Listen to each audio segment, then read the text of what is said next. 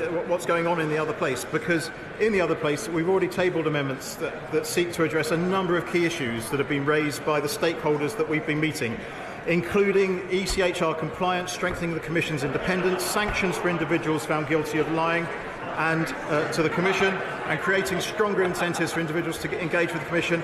And we will be bringing forward more such amendments at report stage, where I hope we can get everybody on board, or at least to acknowledge that we're doing a decent job. Number 6, Mr. Speaker. Mr. Speaker, the UK Government is steadfastly committed to the Belfast Good Friday Agreement and the institutions and rights established by it. We recognise the importance of the rights, safeguards and equality of opportunity provisions within the agreement to the people of Northern Ireland, and the Secretary of State discusses the subject regularly with Cabinet colleagues. Ellie Reeves. The Good Friday Agreement led to peace in Northern Ireland and enshrined human rights into Northern Irish law. Yet the Tories' Bill of Rights is nothing but a rights removal bill. Does the Minister therefore recognise that the proposed bill would be a breach of an international agreement, the Good Friday Agreement?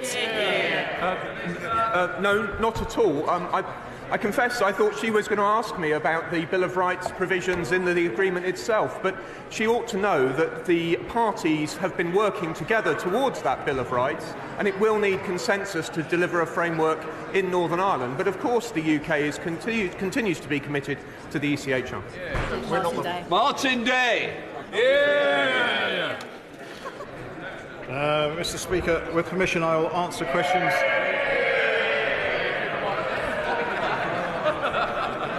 The Leader of the Opposition knows how much this Parliament likes it when you group questions together. With permission, Mr. Speaker, I will answer questions 7, 10 and 13 together. The Windsor Framework restores the free flow of trade from Great Britain to Northern Ireland through a green lane, guarantees unfettered access to Northern Ireland's businesses to the UK market on a permanent basis, and a whole host of other benefits which we've got. Thank you. The world's most exciting economic zone is how the Prime Minister described Northern Ireland being in the UK market and having access to the European market. Does the Secretary of State agree with that assessment? And if he does that not mean that the rest of the UK's nations are at a disadvantage, being less exciting, only being part of the UK market? I thank him for acknowledging what a good deal the Windsor Framework is. And as the Prime Minister has said, Northern Ireland will now be in the unique position of being part of the UK internal market, the 5th biggest market in the world, but also enjoying the EU single market. And as part of the UK, Northern Ireland's businesses and consumers are able to benefit from the new trade agreements we are able to negotiate and the new UK regulatory regime for trade and services that we can do outside of being members of the European Union.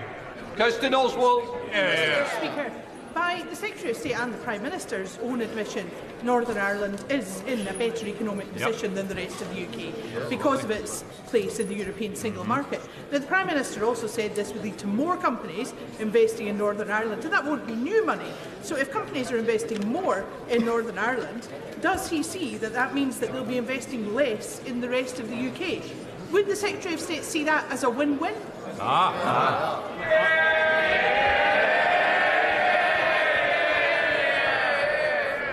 And I hadn't even answered the question.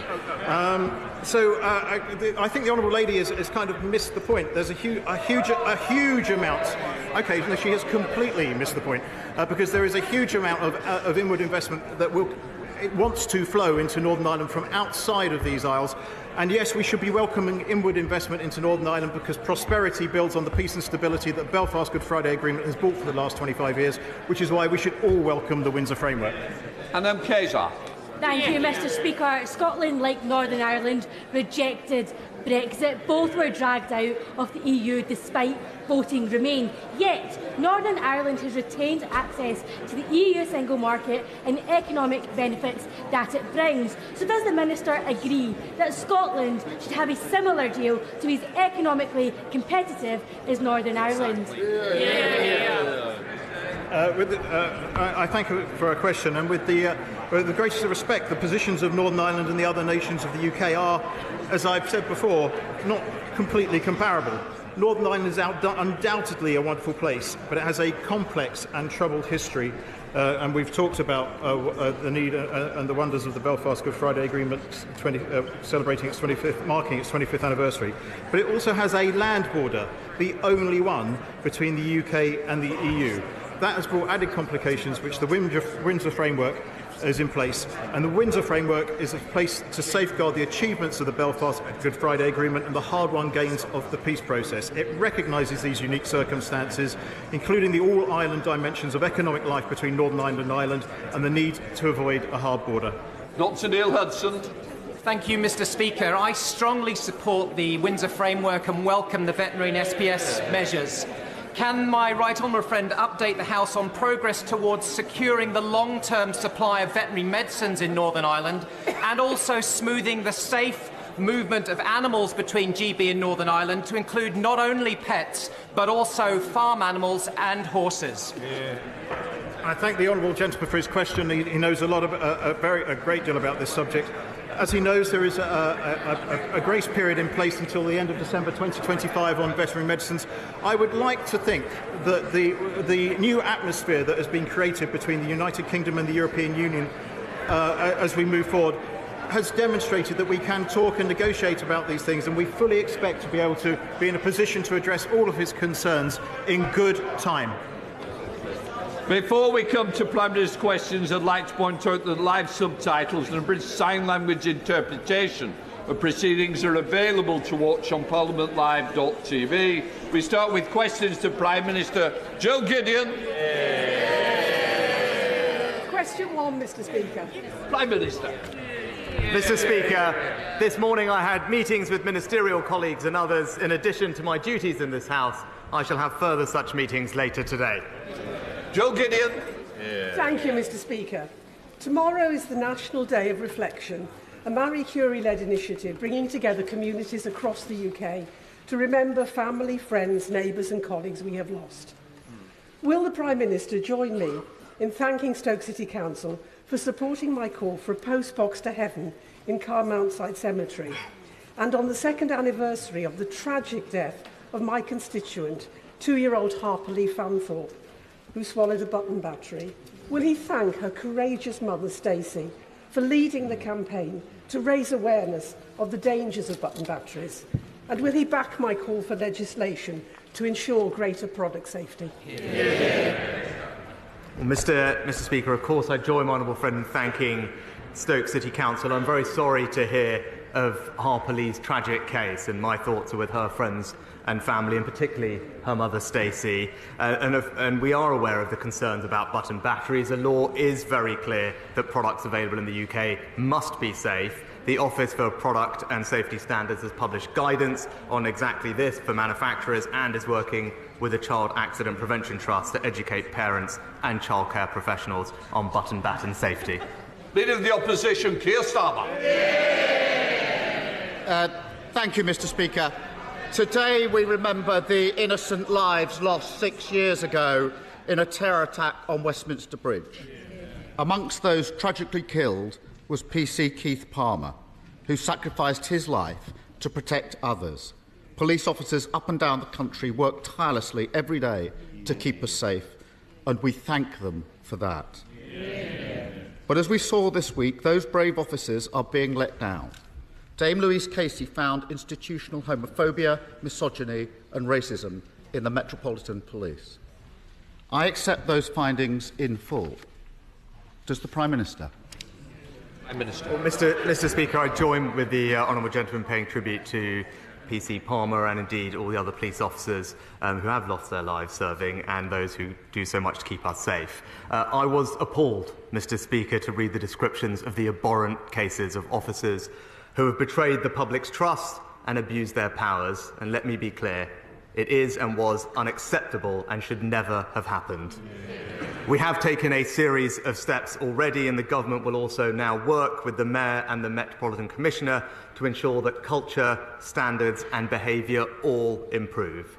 At the heart of this matter are the people whose lives have been ruined by what has happened, and I know the whole House will agree with me that it is imperative that the Met works hard to regain the trust of the people it is privileged to serve. Keir Starmer.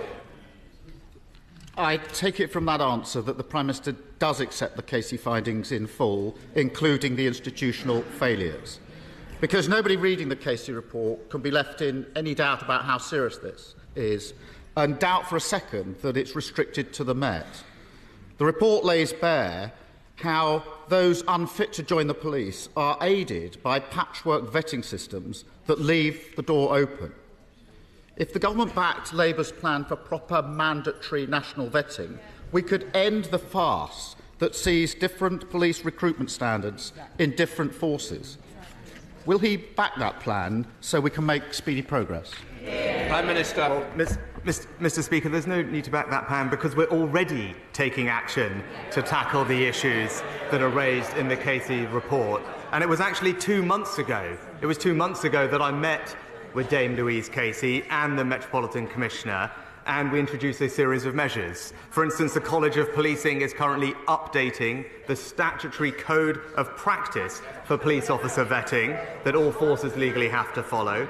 All police forces are in the process of checking their officers against the Police National Database, and in weeks, Her Majesty's Independent Inspectorate will report back on their re-inspection of all forces vetting procedures. Now, these steps, of course, won't undo the terrible damage that have been previously committed, but we owe this action and more to the victims and survivors to ensure that such tragedies never happen again. Keir Starmer. Well, the problem with the Prime Minister's answer is what he's referring to isn't mandatory. How can it possibly be right to have different standards for recruitment in different police forces? No wonder the Casey report criticised what she calls the government's hands-off attitude to policing over the last 13 years. But let's call it what it really is: sheer negligence. The report also exposes chronic failures by the police to deal with rape cases, with officers using, and I quote, overstuffed or broken fridges containing the rape kits of victims. On his watch, rape charges are 1.6%. Yet the government still hasn't backed Labour's plan to have proper, high-quality rape and serious sexual offences units in every police force. Why not? Prime Minister. Mr. Speaker, what Louise Casey also says is that primary public accountability of the Met sits with the Mayor of London.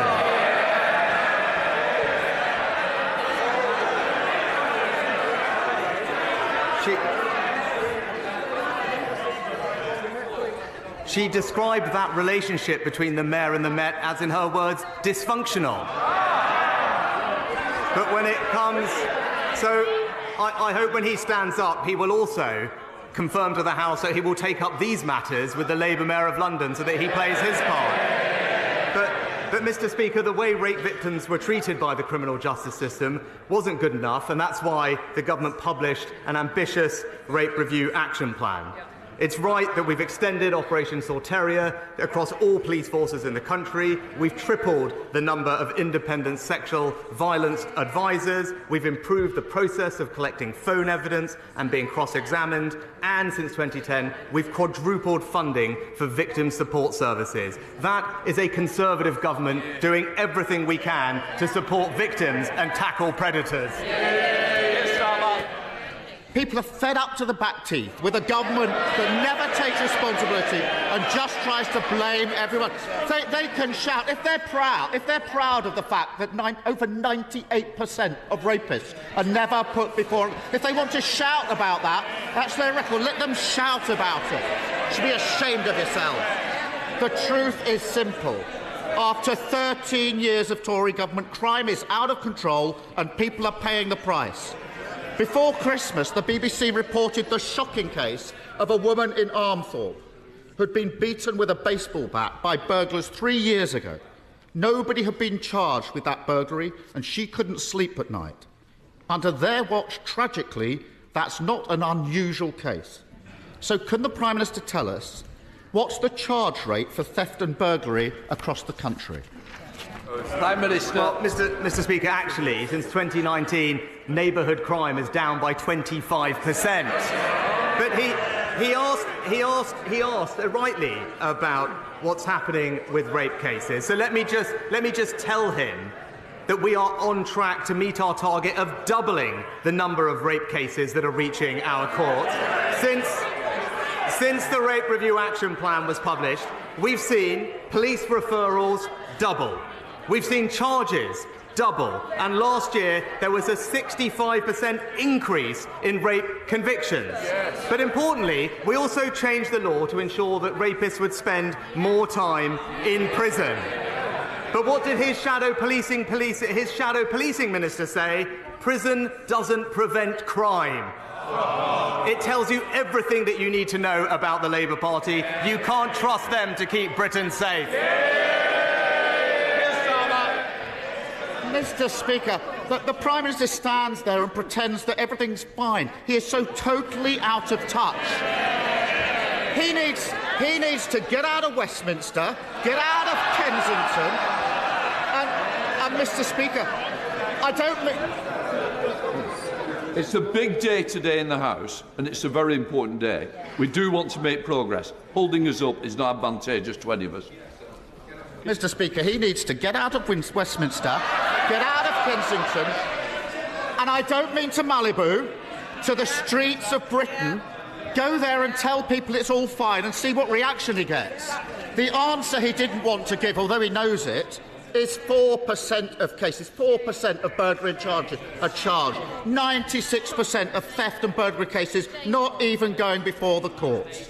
Burglars twice as likely to get away with it now as they were a decade ago. They should be ashamed of that record. And that cul-de-sac in Armthorpe has apparently seen 10 burglaries in 18 months, but only one of them has resulted in a prosecution.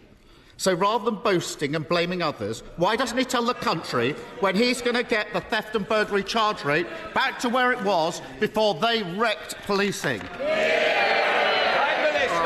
Mr. Speaker, first of all, let me say North Yorkshire's a lot further away than North London.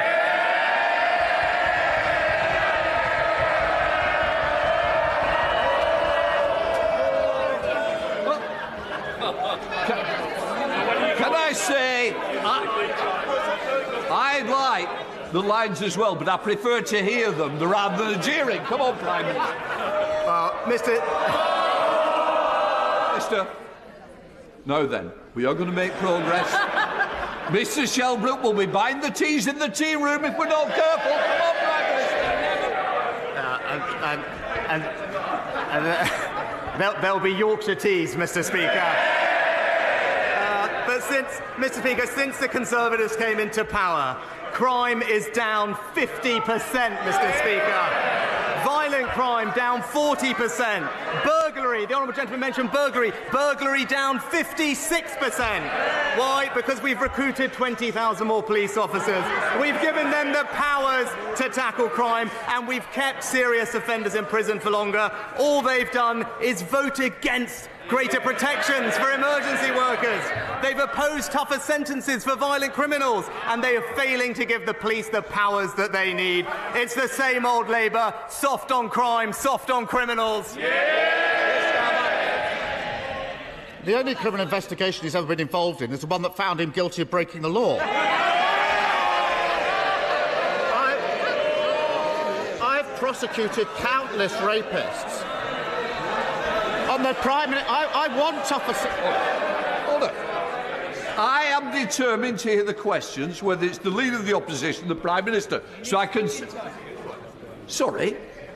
I think you've got your first customer for tea, Mr. Kurtz. We keep having this little problem. We'll have no more. No, then, just a moment. So please, let's get through and let's just show some respect to both people at dispatch boxes. Keir Starmer. Thank you, Mr. Speaker. I've prosecuted countless rapists and I support tougher sentences. But you have to catch the criminals first. And when 98% of rapists are not even being put before the court, that's a massive failure on the government. And if he wants to go to Armthorpe, which is in Yorkshire, why doesn't he go to that cul-de-sac when he gets out and about in Yorkshire and ask them about those 10 burglaries that haven't been prosecuted? The reality is, after 13 years of Tory government, they've done nothing on standards, neighbourhood policing has been shattered, and burglars and rapists walk the streets with impunity. It's the same every week from the Prime Minister, whether it's the cost of living crisis, crime running out of control, or the state of the NHS. Why is his answer always to tell this British people they've never had it so good? Prime Minister. Mr. Speaker, let me just address the issue the honourable gentleman raised, because I said at the time I respected the decision the police reached and I offered an unreserved apology. But for the avoidance of doubt, Mr. Speaker, at the moment that happened, there was a full investigation by a very senior civil servant.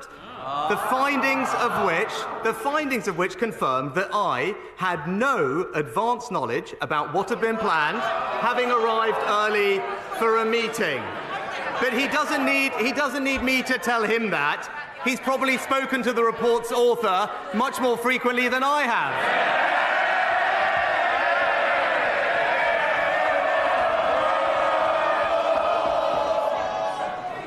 Look, the Prime Minister needs to answer the question. He doesn't need you to... I don't think we need any more. Let's keep it that way. Prime Minister. Look, Mr. Speaker, we're getting on. We're halving inflation by paying 50% of people's energy bills and freezing fuel duty. We're cutting... And it's the same for this side. Mr. Gwynne, I don't need any more from the backbenches here either. Can I just say, let's calm... Mr. Fabricant, not again. I'm just quite seriously... Today's a very big day, some important decisions are going to be taken. So please, I want to get this House moving on. Prime Minister. Mr. Speaker, we're also cutting NHS waiting lists by resolving pay disputes and getting doctors back to work. And, Mr. Speaker, we're stopping the boats with a new bill to tackle illegal migration. That's a Conservative government delivering on the people's priorities. Holly Mumby-Croft. Holly Mumby-Croft. Can I thank my honourable friend, the Prime Minister, for the efforts he has made to support the UK's steel industry? Can I tell him that we remain very concerned about job losses at British Steel in Scunthorpe? So will he today reassure my constituents in North Lincolnshire that we will never see the end of UK steelmaking under his watch? Mr. Speaker, the UK steel industry can have no greater champion than my honourable friend. And I know that this must be a concerning time for British Steel employees, and we stand ready to work with her to support them. Now, she's right, industrial sectors, including steel, have been able to bid into competitive government funds worth £1 billion to help support them to cut emissions and become more energy efficient. And the government's recently announced British Industry Supercharger Fund can help boost competitiveness in UK's key energy-intensive industries, and I look forward to working with her to ensure a thriving steel industry in our United Kingdom. Leader of the SNP, Sim Flynn. Thank you, Mr. Speaker. I'd like to begin by paying tribute to PC Palmer, who so tragically lost his life in defence of this Parliament and indeed what we all stand for, democracy. Mr. Speaker, what worries the Prime Minister most about Brexit right now? Is it the likely 4% hit to UK productivity, or is it 3 former Tory leaders planning to vote down his deal this afternoon? Mr. Speaker, Mr. Speaker, the Windsor framework represents.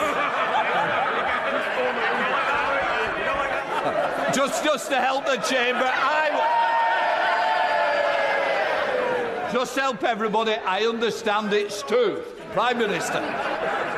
Mr. Speaker, the Windsor framework represents a good deal for the people and families and businesses of Northern Ireland. It restores the balance of the Belfast Good Friday Agreement and ensures Northern Ireland's place in our precious union. But what I would say to him, I was more intrigued to see the words of his own party's president, who just this past week have described his own party as being, in their words, in a tremendous mess.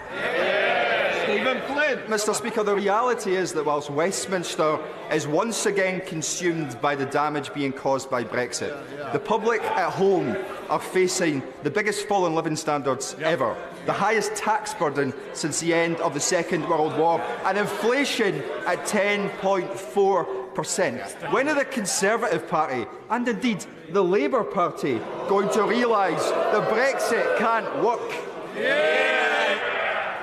Mr. Speaker, the actions that this government is taking are ensuring that fully half of most families' energy bills are being supported by this government.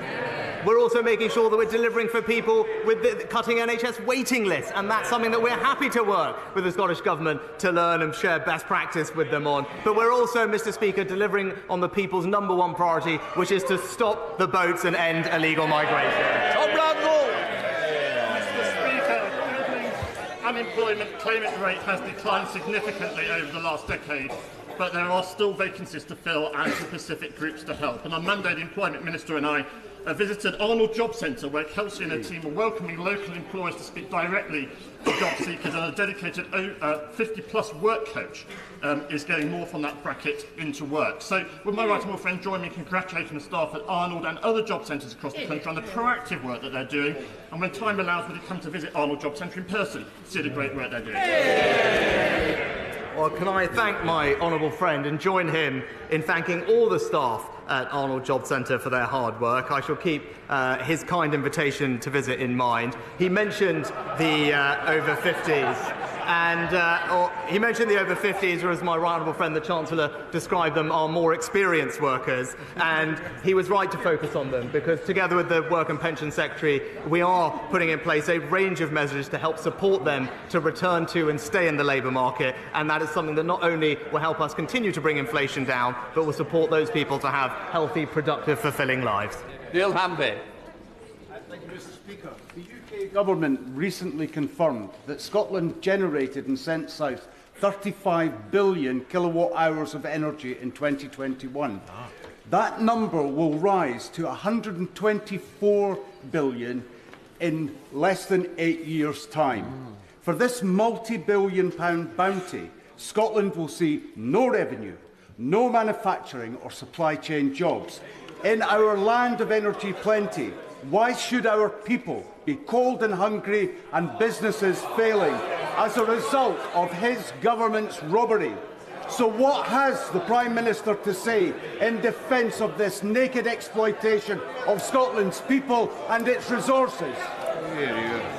Mr. Speaker, actually, this government is a strong supporter of Scotland's North Sea oil and gas industry. And actually, it's the economically illiterate policy of, I think, almost all opposition parties to prohibit any new exploration of fossil fuels in the North Sea, which would have us then pay billions of pounds to foreign energy companies and then ship that energy here with twice the carbon emissions. It is a completely absurd policy, Mr. Speaker, that's bad for our security, it's bad for our economy, and that's why we're better off with the Conservatives in charge.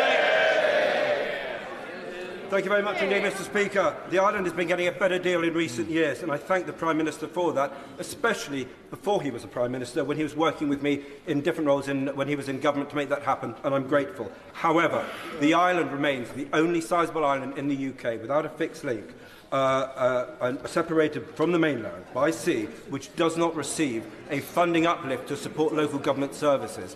And this injustice has been ongoing now for 50 years. And all the evidence, Mr. Speaker, shows that it costs more to provide local services on an island than on the mainland. Will the Prime Minister work with me and his ministers to overcome this injustice this year? Thank you.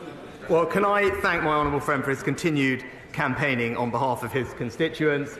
It was a pleasure to spend many happy childhood holidays on the island, and I enjoyed visiting him more recently there as well. The Isle of Wight Council will benefit from a 10% increase in their funding in cash terms for the next financial year, and have been awarded an additional £1 million in recognition of the unique circumstances of the island, as my honourable friend points out. But I will ensure that he does get a meeting with the Minister for Local Government to carry on the good work that he and I started, and make sure that his local constituents get the support that they need. Rem Stringer. Mr. Speaker, we now know from the Telegraph's lockdown files that during COVID, at the very heart of government, science wasn't being followed and rational discourse had been abandoned. This had dire consequences for children's education, mortality rates amongst the elderly, the economy and access to the health service. Lessons must be learnt Mr. Speaker, but we can't wait 10 years for the independent inquiry to tell us what we should do next time when the inevitable epidemic arrives. Will the Prime Minister agree to a short-term focused inquiry that can give us recommendations so that we do better next time? Well, Mr. Speaker, as with any public inquiry, the process and timing of the inquiry stages are for the independent chair to decide. As Baroness Hallett has previously set out, she intends to gather written evidence throughout this year, with public hearings also starting this year. They held a preliminary hearing in February which covered pandemic preparedness and resilience, and they've set out dates for preliminary hearings into core political and administrative decision-making across the UK throughout this month. But most importantly, the honourable gentleman will recognise it is an independent inquiry, and it's for the independent chair to set the terms. Jerome May. Mr. Speaker, more than 1.5 million people living outside London stand to be impacted by the Mayor's new London-wide ultra-low emission zone. Labour and the Liberal Democrats, they're all for the ULEZ charge. They don't care about the cost of living crisis.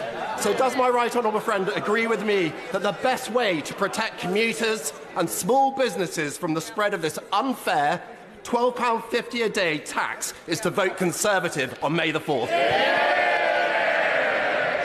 Well, Mr. Speaker, my honourable friend is absolutely right, and I think he also failed to mention that just this week we've seen Labour in Wales introduce more plans for further road charging as well, increasing cost pressures for public and businesses. And I'd urge the parties opposite to listen and stand up for the public and small businesses, just as the Conservatives do. Hannah Bardell. Thank you very much, Mr. Speaker. When my wee brother was diagnosed with ulcerative colitis 8 years ago, it's fair to say it turned our lives upside down. I'm incredibly proud of the man he is and all that he's achieved whilst living with this life-limiting condition. And my Livingston constituent, Stephen Sharp, manages local football team the Fulshay in Stonyburn. He has Crohn's disease and he lives with a stoma. And he's like many of our constituents up and down the UK, living with a life-limiting condition, trying to provide for their families whilst holding down jobs with a condition and disease that wreaks havoc on their body. So, Mr. Speaker, given 1 in 4 people wait more than a year for diagnosis, will the Prime Minister and indeed the House support the campaign to cut the crap and get diagnosed early for Crohn's and colitis? And would he meet with my constituent Stephen and I to look at what more can be done for awareness, research and funding? Can I thank the honourable lady for her question and pay tribute to, I think, her brother and also Stephen for everything that they're doing to raise awareness of this issue. I'd be very happy to meet with her and Stephen. It is something that I am familiar with, and it is a very difficult condition for people to live with, and it's right that they get the support and attention that they deserve, and I look forward to that discussion with her. Sir Jeremy Wright. Thank you very much, Mr. Speaker. My constituent Jamie Scott spent 4 weeks in a coma and remains seriously disabled as a result of a COVID vaccination. He and his family continue to believe that mass vaccination is the right policy, but it must also surely be right to ensure that that tiny minority who are seriously injured as a result are properly compensated. In the absence of court cases, it's in no one's interests to litigate. The current limit on compensation is £120,000, even for very serious and lifelong injury, and anyone who is disabled by less than 60% gets nothing at all. That cannot be right. Will my right honourable friend look urgently at changing it? Mr. Speaker, it is important to start by recognising the importance of vaccines in protecting us all, and not least the fantastic rollout of the COVID vaccines across the UK. But I am very sorry to hear about the case that my right honourable friend raises. In the extremely rare case of a potential injury from a vaccine covered by the scheme, a one-off payment can be awarded. This is not designed to be a compensation scheme, and it does not prevent the injured person in pursuing a legal compensation claim with the vaccine manufacturer. We are taking steps to reform vaccine damage payment schemes by modernising the operations and providing more timely outcomes. But of course, I'll be happy to talk to the honourable gentleman further about it. Kate Osborne. Thank you, Mr. Speaker. The new inflation stats this morning show food inflation is at 18%, the highest in 45 years. Millions are living in food and fuel poverty because of this government's failures and political decisions to enable grotesque profiteering at the expense of our communities. How on earth can the Prime Minister claim his plan is working, or is it in his eyes?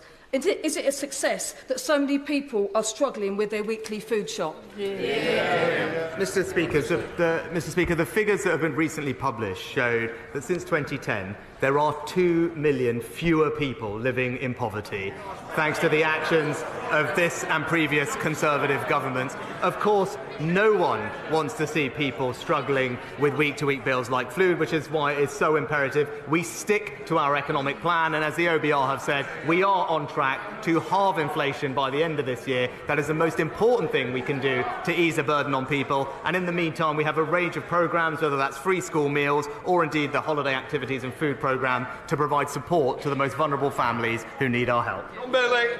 Thank you. Thank you, Mr. Speaker. 60 million to improve transport links from Wednesbury to the rest of Black Country, 4 million for Wednesbury High Street, and last week, the most important part of the budget, the £22.5 million to level up Tipton Town Centre. Mr. Speaker, this government has put a vote of confidence in my communities, one they've not had for nearly 50 years. Can I ask my right honourable friend, delivery is going to be absolutely key on these projects, because he can ensure, using his good office, that we absolutely get this delivered on time and realise the potential of my communities in Tipton and Wednesbury.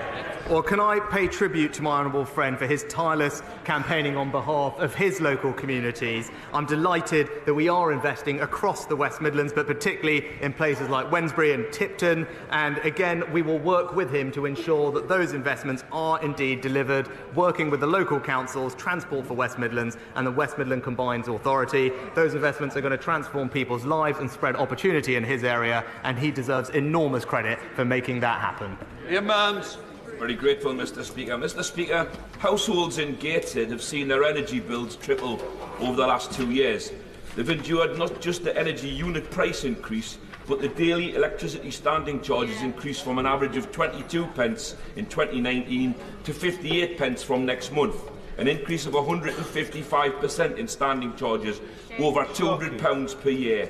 To many of my constituents, particularly those in low-income households, this seems like a company tax just for having the temerity to be connected to the network. And these schemes will continue long after energy support schemes have ended. So will the Prime Minister commit to ending the regressive increases in standing charges and instruct Ofgem to return them to 2019 levels, or even end them completely?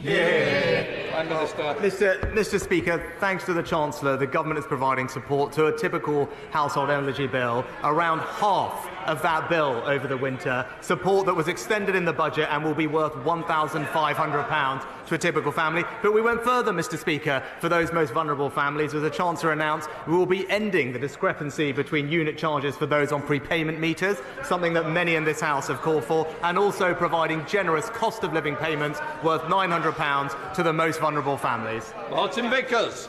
Thank you, Mr. Speaker.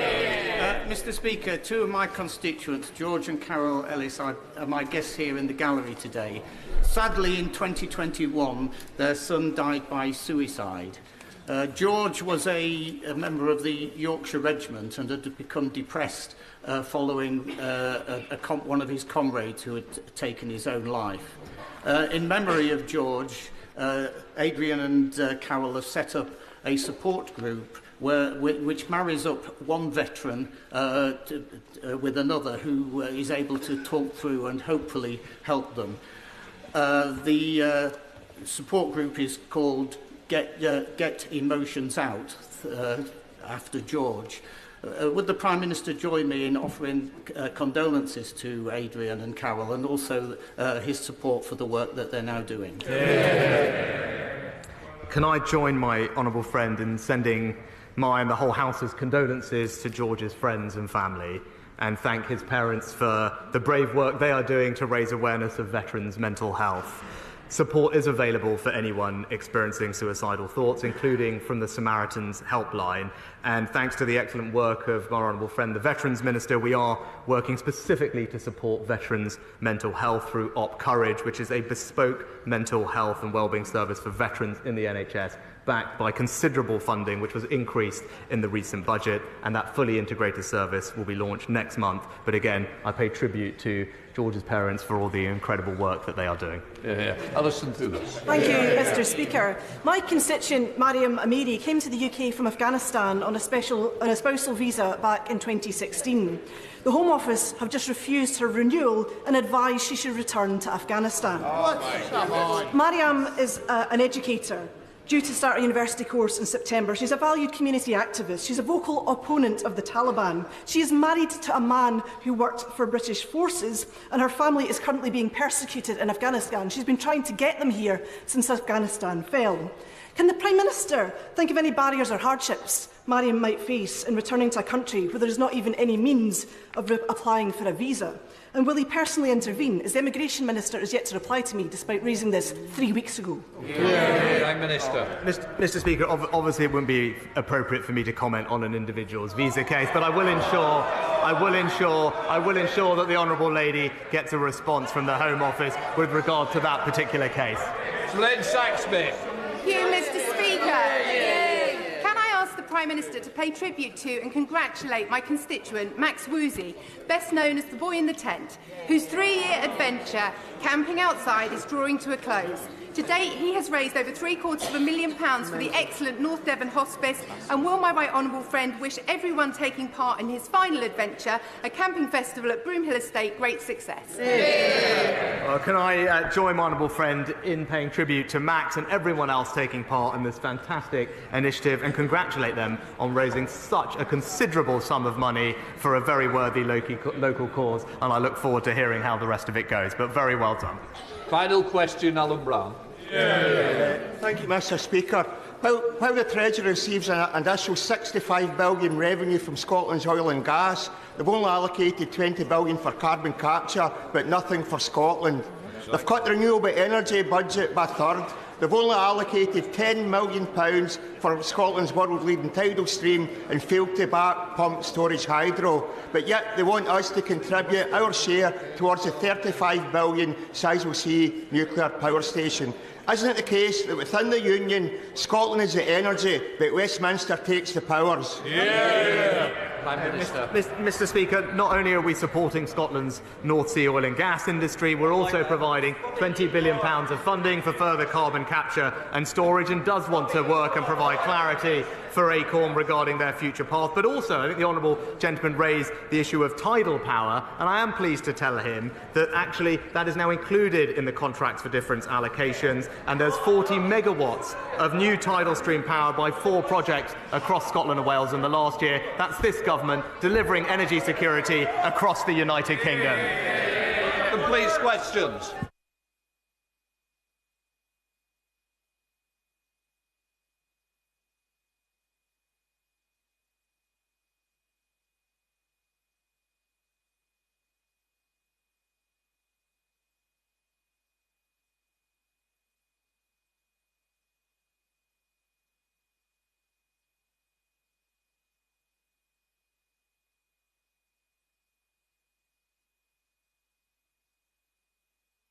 Len Saxby. Thank you, Mr. Speaker. I would